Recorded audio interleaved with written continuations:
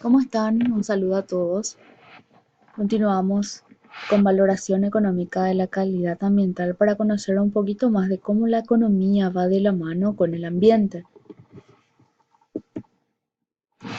El medio ambiente con la economía son bastante mutuos, trabajan en conjunto, van de la mano siempre y son elementos bastante dependientes. Uno depende del otro. Son elementos entonces que mutuamente van de la mano, son bastante dependientes y sin una calidad mínima del entorno no existiría la economía. La economía entonces depende fundamentalmente de los procesos naturales. Bueno, y nuestras actividades principales que económicamente muevan a nuestro país es la agricultura, que sabemos que tenemos grandes proporciones de tierra en donde se cultiva la tierra y los productos de ello nos ayudan bastante como para avanzar económicamente. La ganadería, que antes se veía mucho más productiva en la parte oriental, pero hoy en día la parte occidental, la parte del Chaco, es bastante explotado en este campo. La parte forestal, que siempre fue un negocio favorable económicamente hablando, la parte de madera, la caza y la pesca también, la minería, que hoy en día es un factor bastante conflictivo en ciertas zonas del país, en donde se encuentran ciertos minerales de gran valor económico y hay cierta puja de poder respecto a esto. Y las industrias. Y las industrias ya tenemos grandes empresas que fabrican ciertas cosas y también gracias a los inversores que tenemos en nuestro país hemos crecido económicamente gracias a ello y la construcción que viene también de la mano con todo esto, a medida que avanzan los proyectos, a medida que va creciendo la población, el negocio y demás, la construcción siempre es una alternativa de crecimiento económico. En cuanto a la economía productiva, para que la economía siempre sea productiva, tenemos que atender desde la planificación de la actividad que querramos hacer, la obtención de la materia prima. Si es en caso de la extracción de la naturaleza, también hay que atender esto, de la distribución de los productos que querramos realizar, la venta del producto final. Son factores que se debe tener en cuenta para que todo esto sea productivo. Además de eso, la del consumo, que va desde la compra de un producto hasta la generación de un residuo, porque sabemos que para que la economía sea productiva debemos pensar en lo que se va a consumir. Se hace un estudio de mercado, qué es lo que le gusta a la gente consumir y eso va desde que una persona normal, ciudadano común, vaya a comprar ese producto hasta que lo utiliza y lo recicla o lo tira en la basura, hasta el residuo. Entonces así es como se debe ver de cómo puede ser una economía productiva. Planificarlo bien, hacer un estudio de mercado bastante detallado y atender todos los pasos.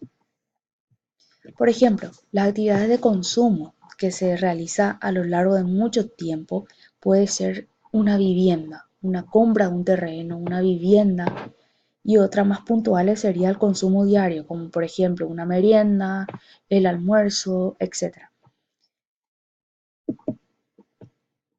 Y por otro lado, también como para atender la naturaleza y para sacar provecho económicamente hablando de ello, hay ciertos pasos que se deben seguir, como por ejemplo la elaboración de un proyecto.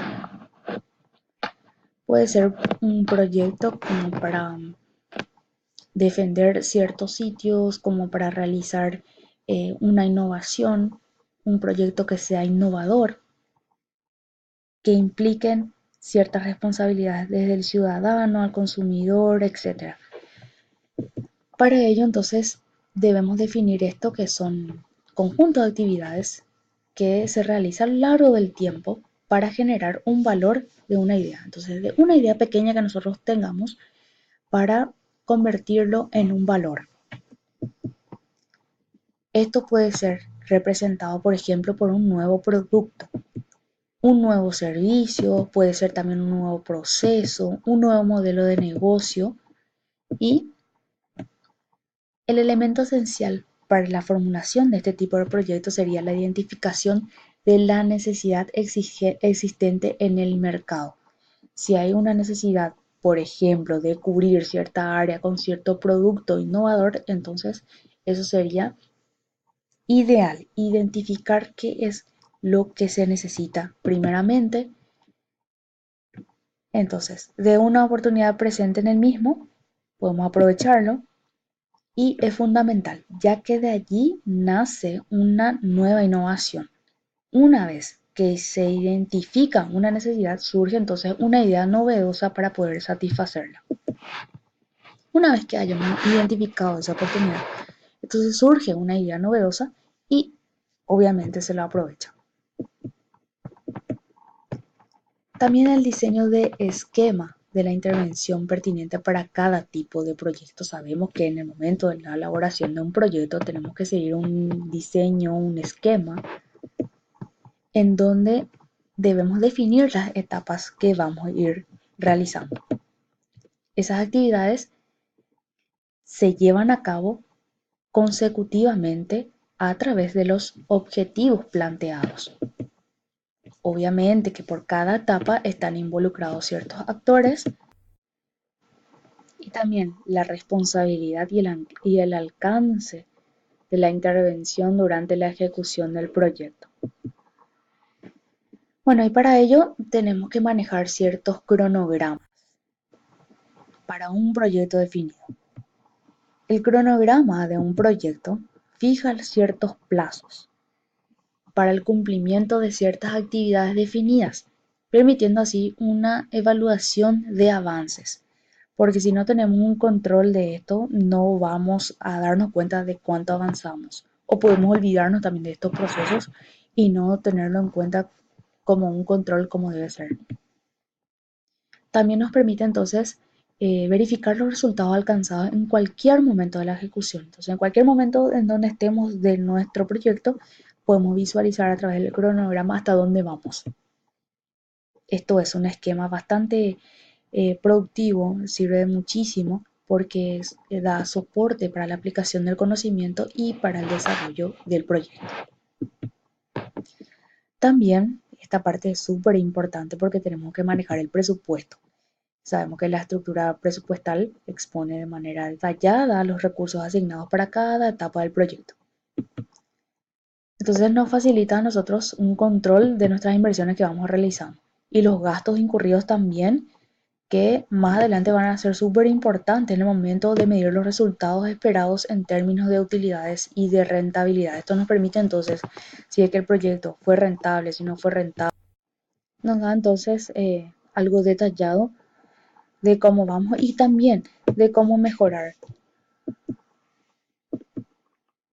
Bueno, entonces todo esto involucra cierto tipo de eficiencias. Y la primera es la eficiencia estática, que en economía sería la asignación de los recursos. Esta asignación del recurso es bastante eficiente cuando se obtiene un máximo beneficio posible. El problema en este tipo de eficiencia es que no se pueden medir los beneficios y los costos. Entonces la eficiencia estática sería el tipo de empeño que le pone a uno sin que haga un movimiento. Es algo ya asignado para obtener cierto beneficio, que ya prácticamente no se pueda modificar. Entonces no se puede ver si es un beneficio o no. Y por otro lado está la eficiencia dinámica, que aquí ya es la generalización de la eficiencia estática de lo anterior. Pero aquí le incorpora la medición del tiempo, que utiliza el valor presente y las decisiones de hoy, obviamente, que va a afectar al futuro de los activos. Entonces es necesario mantener claro qué es lo que querramos hacer en nuestro proyecto como para que en el futuro los activos que invertamos en él sean bastante positivos. Y el criterio que se utiliza es comparar las asignaciones de los recursos en la que el tiempo es un factor importante.